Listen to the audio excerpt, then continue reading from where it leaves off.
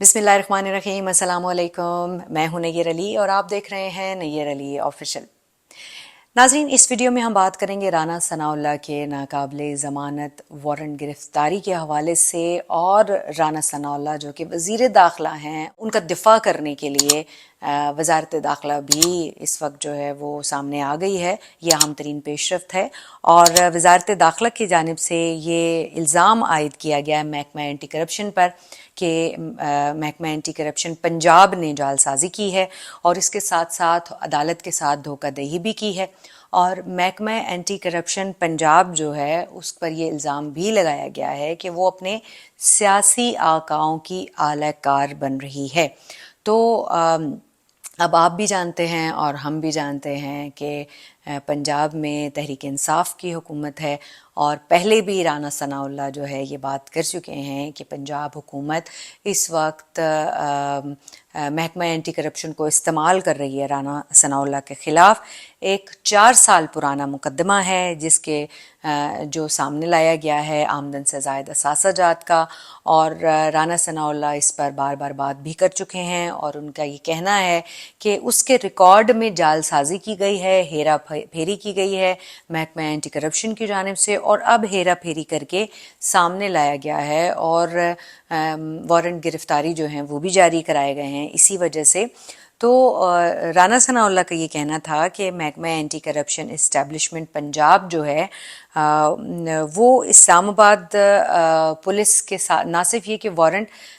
गिरफ्तारी जो है वो इस्लामाबाद पुलिस के पास लेकर गई है, लेकिन जो एक ज़रूरी अमल है कि तमाम तर रिकॉर्ड जो है वो इस्लामाबाद पुलिस के हवाले करना है, वो रिकॉर्ड फराहम नहीं कर रही, जो कि कानूनी तकाज़ा है। और इस कानूनी तकाज़े को पूरा ना करके एंटी करप्शन जो है वो हक़ाइक़ को छुपाने और अदालत को गुमराह करने की मुर्तकब हो रही है, क्योंकि अदालत को ये बताया गया है महकमा एंटी करप्शन की जानिब से कि उन्होंने रिकॉर्ड जमा करा दिया है, लेकिन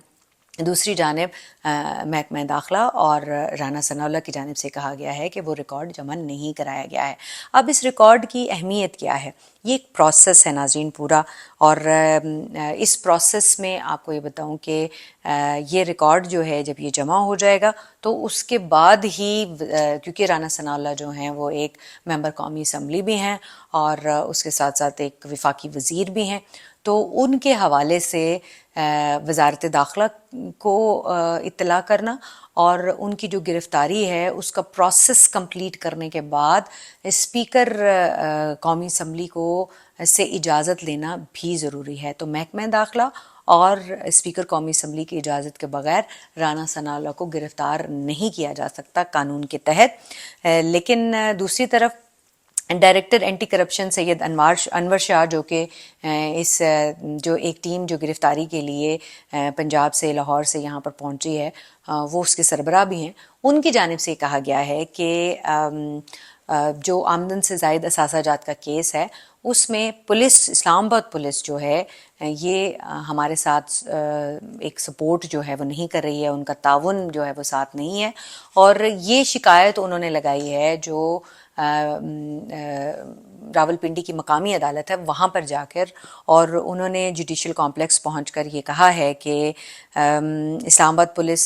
जो है वो उनको सपोर्ट नहीं कर रही है और ना ही थाना सेक्रेटेरिएट में इस्लामाबाद पुलिस ने उनकी आमद और उनकी जो रवानगी है उसकी रिपोर्ट दर्ज की है, और आमद और रवानगी की रिपोर्ट के इंदराज के बगैर जो है वो मामलात आगे नहीं बढ़ सकते। Director anti corruption Syed Anwar Shah ने ये सारी गुफ्तगू जो है ये मीडिया के साथ भी की है, और उनका अपना ये कहना है कि जो इस्लामाबाद पुलिस है उन्होंने एक बार फिर जो है वो दुहाइयाँ दे रहे हैं कि वो इस्लामाबाद पुलिस जो है वो किसी भी सूरत उनके साथ ताउन नहीं कर रही है। और उसके साथ साथ उन्होंने ये भी कहा कि जब तक वारंट जो हैं उनके ऊपर थाना सेक्रेटेरिएट में इस्लामाबाद पुलिस की जानिब से आमद और रवानगी का इंदराज नहीं होगा, तब तक वो राना सनाउल्लाह की गिरफ्तारी के हवाले से जो अगला स्टेप है, यानी जो स्पीकर कौमी असम्बली और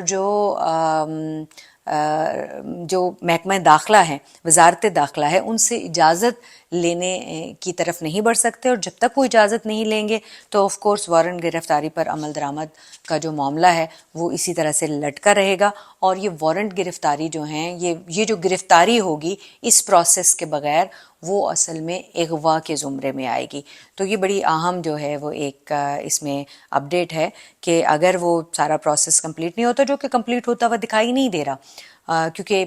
ہمارے یہاں اگر یہ وفاقی وزیر نہ ہوتے اور اس طرح کا وارنٹ گرفتاری جو ہے وہ کسی عام شخص کے خلاف جاری ہو جاتا، عام شخص کے حوالے سے جاری ہو جاتا، تو اس وقت تک تو وہ بیچارہ جو ہے وہ کہیں کا کہیں پہنچ چکا ہوتا. نہ صرف یہ کہ گرفتار ہو چکا ہوتا، بلکہ وہ جو اجازت کا پروسیس ہے، وہ جو سارے پروسیس ہیں، وہ سارے وائلیٹ ہو چکے ہوتے. تو this is how it is here in Islamabad, جو کہ اس وقت ہو رہا ہے. اور اس کے ساتھ ساتھ آپ کو یہ بھی بتاتی چلوں کہ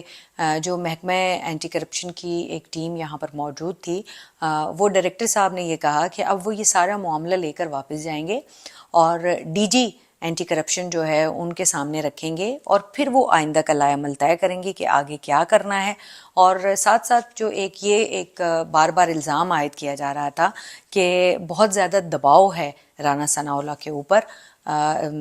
رانا ثناء اللہ کی گرفتاری کے حوالے سے پنجاب حکومت کے اوپر، اور پنجاب حکومت جو ہے ان کا دباؤ جو ہے وہ اینٹی کرپشن اسٹیبلشمنٹ کے اوپر ہے. تو انہوں نے اس کی جو ہے وہ نفی کی، اور ان کی جانب سے کہا گیا کہ ایسا کوئی دباؤ نہیں ہے، یہ قانونی پروسیس ہے جس کو آگے بڑھایا جا رہا ہے. اور رانا ثناء اللہ جو ہیں وہ بالکل بھی گھبرائے ہوئے نہیں ہیں، بالکل بھی خائف دکھائی نہیں دے رہے. ان کی طرف سے جو بیانات سامنے آ رہے ہیں اور ان کی جانب سے جو باتیں کہی جا رہی ہیں وہ یہی ہیں کہ اگر ان کو گرفتار کرنا ہے تو ان کو تو وہ 2 دن فیصل آباد گزار کے آئے، وہاں گرفتار کر لیتے. اب یہ اسلام آباد میں ان کو ڈھونڈتے پھر رہے ہیں اور گرفتار کرنے کی کوشش کر رہے ہیں. تو گرفتاری سے پہلے کا جو پروسیس ہے وہ تو پہلے کمپلیٹ کر لیں، اور ایک پورا جو ایک لائحہ عمل ہے وہ طے ہونا ضروری ہے. تو